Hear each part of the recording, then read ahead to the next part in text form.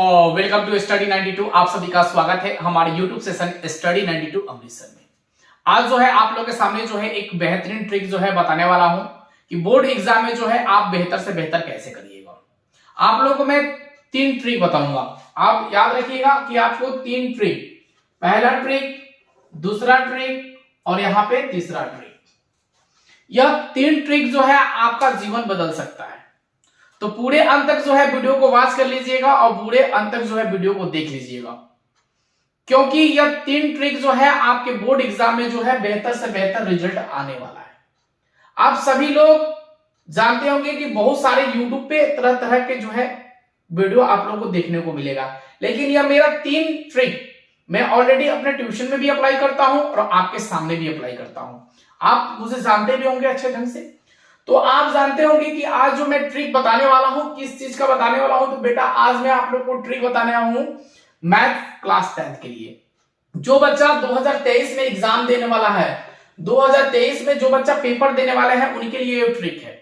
आप जानते होंगे ऑलरेडी कि आपके बोर्ड एग्जाम के लिए आपके बुक में टोटल चैप्टर कितना दिया गया है मैथ में, तो 15 चैप्टर दिया गया है। और 15 चैप्टर आपके एग्जाम के लिए क्या इंपॉर्टेंट है? हाँ या ना? आपका जवाब आएगा यस सर इंपॉर्टेंट है, कोई बोलेगा नो सर। तो जो बच्चा कमजोर है, जो बच्चा मध्यम वर्ग का है, जो बच्चा ब्रिलियंट है, ये 3 बच्चा के लिए जो है आप लोग के लिए ट्रिक लेकर आया हूं।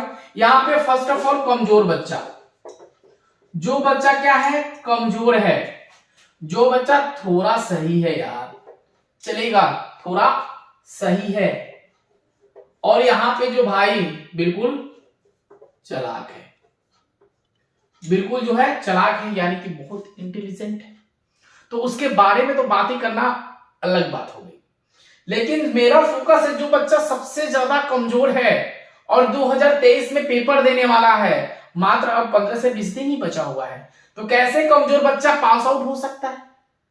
तो आप सबसे पहले इस चीज को याद रखिए कि आपके चैप्टर में सबसे पहला चैप्टर है वास्तविक संख्या, बहुपद, 2 चर वाले रैखिक समीकरण, द्विघात समीकरण, समांतर श्रेणी, त्रिभुज, निर्देशांक ज्यामिति, त्रिकोणमिति के परिचय, त्रिकोणमिति के अनुप्रयोग, उसके बाद आ जाएगा वृत्त, उसके बाद आएगा रचना, उसके बाद आएगा वृत्तों संबंधित क्षेत्रफल, उसके बाद आ जाएगा पृष्ठीय क्षेत्रफल और आयतन, उसके बाद आएगा सांख्यिकी, उसके बाद आएगा प्रयोक्ता। ये 15 चैप्टर हैं आपके पास। तो 15 चैप्टर तो आपको करने नहीं है कमजोर बच्चा, तो 15 चैप्टर कहां से जानेगा भाई? बिल्कुल नहीं जानेगा। तो कमजोर बच्चा जो है वह कौन से चैप्टर अगर अच्छे से स्टडी कर लेगा तो वह जो है पास हो सकता है, यानी कि 30 से 40 नंबर जो है वह ला सकता है। तो 30 से 40 नंबर जिस बच्चा को लाना है तो पूरे अंत तक देखेंगे वीडियो, या आप 40 से 60 के बीच में नंबर लाना चाहते हैं तो देखेंगे, और यहां जो है 60 से 100 के बीच में जो नंबर लाना चाहता है वह भी देखिएगा।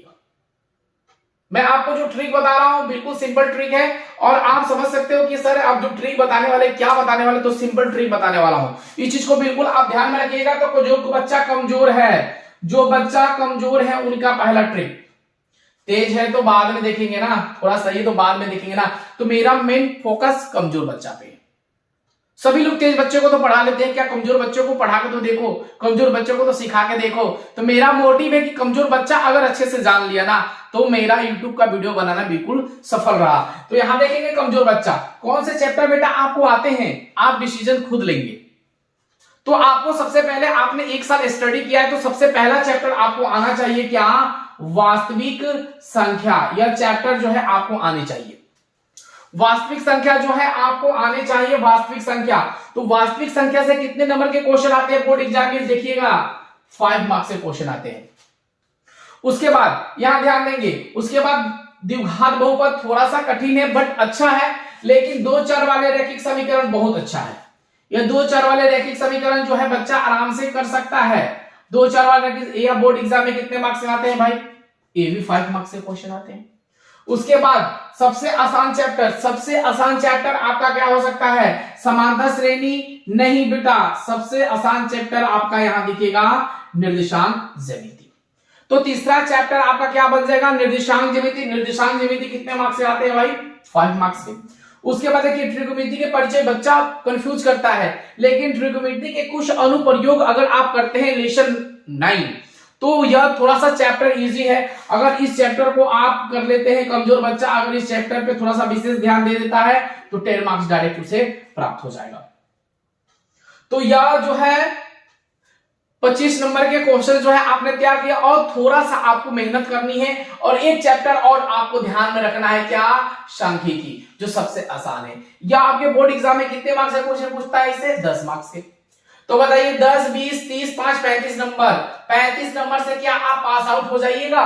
तो आपको कितने चैप्टर ध्यान रखने होंगे? 1 चैप्टर, 2 चैप्टर, 3 चैप्टर, 4 चैप्टर और पहला चैप्टर यानी कि 5वां चैप्टर बिल्कुल ध्यान रखना है। तो आप नोट करके चलिएगा, आप नोट करके बिल्कुल चलिएगा कि पहला चैप्टर हमें पढ़ना है, उसके बाद तीसरा चैप्टर हमें पढ़ना है, उसके बाद 7वां चैप्टर पढ़ना है, उसके बाद 9वां चैप्टर पढ़ना है, उसके बाद डायरेक्ट हमें 14वां नंबर चैप्टर पढ़ना है। 5 चैप्टर अगर आप अच्छे से पढ़ लेते हैं तो बोर्ड एग्जाम में आपको पटक्का लहरने से कोई नहीं रोक सकता है। आपकी बल्ले बल्ले हो जाएगी, आपकी जय जयकार जरूर लगेगी। जो बच्चा को देखकर पूरे गांव वाले हंसते हैं, पूरे मोहल्ले वाले हंसते हैं कि यह बच्चा कैसे पास करेगा, तो मेरा ट्रिक अपनाइए, आप 100% पास करिएगा। पहला चैप्टर, तीसरा चैप्टर, 7वां चैप्टर, 9वां चैप्टर और 14वां चैप्टर बिल्कुल आप अच्छे से कर लीजिए, पास आउट जरूर हो जाइएगा। जो बच्चा 40 से 60 नंबर लाना चाहता है, अब उसमें थोड़ा सा आप बढ़ोतरी करिएगा बेटा। इसमें थोड़ा सा आपको बढ़ोतरी करना है, क्या कि आपको अब इसमें ऐड कर लेनी क्या है कि त्रिकोणमिति के कुछ अनुप्रयोग या त्रिकोणमिति के परिचय जो है आपको ऐड करने होंगे। और यह चैप्टर जैसे ही आप ऐड करोगे, तो चलो यहाँ 35 में रख देता हूं, उसके बाद जैसे ही आप ऐड करोगे तो 15 मार्क्स डायरेक्ट जुड़ जाएंगे। तो जब 15 मार्क्स आपके पास जुट गए तो सोचिए कितना हो गया आपके पास? 50 मार्क्स आ गए। ऐसे ही एक चैप्टर जब आपने जोड़ा तो 50 मार्क्स। अरे भाई 50 नंबर तो आ जाएंगे। आप लोगों को वीडियो अच्छी लग रही हो तो प्लीज वीडियो को लाइक कर दीजिए, चैनल पे पहली बार विजिट कर रहे हो तो चैनल को सब्सक्राइब कर दीजिए और दोस्तों में जरूर शेयर कर दीजिएगा, ठीक है। तो 50 नंबर जो है आ गए। एक चैप्टर और जोड़ लीजिए ना भाई, रचना। क्यों रचना को छोड़े भाई? रचना तो रचना ही है, हमें इतिहास रच दे या अपना नाम रच दे या अपने माता पिता का नाम रच दे या खुद ही रच जाए। तो एक चैप्टर आपके साथ आज जुटेगा तो यहां हो जाएगा 55 नंबर।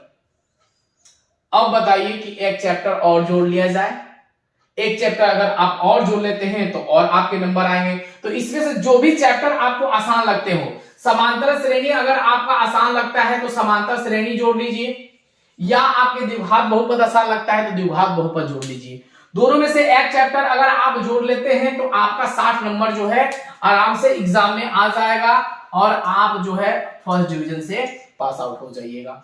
और जो बच्चा ब्रिलियंट है, जो बच्चा चालाक है, जो बच्चा तेज है, उसके लिए तो भाई कहने की बातें नहीं हो। तो वृत्तों से संबंधित क्षेत्रफल भी जानता है, पृष्ठ क्षेत्रफल भी जानता है, वह त्रिभुज भी बनाना जानता है, परिक्ता भी उसे आती है, वृत्त भी आती है, रचना भी आती है, तो उसे तो कोई दिक्कत है ही नहीं ना, वो तो ऐसे ही टॉप कर जाएगा। तो आपको मेन फोकस क्या करना है कि आप कमजोर हैं तो आपको 35 नंबर लाके पास आउट हो जाना है। अगर कमजोर से थोड़ा सा आप अच्छे हैं तो बस 60 नंबर लाके फर्स्ट डिवीजन लाके निश्चिंत हो जाइएगा, टेंशन मुक्त रहिएगा। तो ऐसे ही आपको प्रोसेस बाय प्रोसेस पढ़ना होगा, तभी आपका रिजल्ट जो है बेहतर से बेहतर आएगा। अगर मैंने आज आपको बता दिया ना मैथ का, तो समझ लीजिए कि यह बिल्कुल भगवान का रेखा, जैसे श्री लक्ष्मण जी ने एक रेखा खींचा था, लक्ष्मण रेखा, कि सीता मां अगर इस लक्ष्मण रेखा को पार करती है ना तो आप संकट में पड़ जाइएगा। तो सीता जी ने इस लक्ष्मण रेखा को क्या किया? पार किया, और रावण ने सीता जी को हरण कर लिया। तो वैसे ही आप अगर इस कैटेगरिया को पार करते हैं, अगर 35 नंबर ही लाना सक्षम समझते हैं तो कैटेगरिया पार करिए, या 60 नंबर लाना चाहते हैं तो लक्ष्मण रेखा को पार करिए। लक्ष्मण रेखा जैसे ही पार करते चलिए आपका रिजल्ट आते जाएगा। अगर एक चैप्टर पे हमें कम से कम 2 दिन दे दे तो समझिए कि एक चैप्टर बहुत अच्छे से क्लियर हो जाएगा, कोई दिक्कत नहीं है। या 6 घंटे या 8 घंटे जो भी देना है दे दीजिए ना।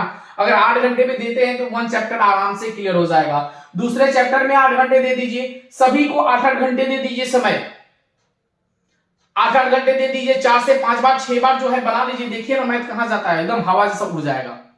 मैथ को जितना आप कठिन समझते हैं, मैथ उतना कठिन है नहीं, लेकिन हम क्या करते हैं उसमें समय नहीं देते हैं, रिवीजन नहीं करते हैं, जिसकी वजह से क्या होता है कि हमारा रिजल्ट जो है पेंडिंग हो जाता है। तो आप रिवीजन करिए, कम से कम एक चैप्टर को 8 घंटे समय दीजिए। 8 घंटे कम से कम, मैं बोल रहा हूं 8 घंटे ही, तो एक चैप्टर को 8 घंटे दीजिए। या 8 घंटे नहीं हो रहा है ना आपसे, तो एक काम करिए, सबसे अच्छा 4 से 5 बार जो है इसे बना दीजिए। एक चैप्टर को 4 से 5 बार बनाइए, दूसरे चैप्टर को 4 से 5 बार बनाइए, यानी 2 घंटे में खत्म हो जाएगा या 3 घंटे में खत्म होगा। तो करिए ना, ऐसे करिए ना, आपको कौन रोकता है भाई, करते चलिए और देखिए आप अच्छे करिएगा, बिल्कुल आप अच्छे करिएगा। तो आप लोगों को यह इंफॉर्मेशन अच्छी लगी हो ना बेटा, तो प्लीज वीडियो को लाइक कर दीजिएगा, ओके। और ऐसे ही आप लोगों को जस्ट में साइंस कैसे लिखना है, साइंस में पेपर जो है कैसे आप लिखिएगा, कि ताकि साइंस में भी अच्छा सब नंबर जो है आपका आ जाए। तो साइंस का भी वीडियो जो मैं जस्ट बनाने वाला हूं, तो पहले इस वीडियो को देख लीजिए, उसके बाद साइंस का वीडियो जो है जस्ट आ जाएगा। चलिए okay bye, thank you so much.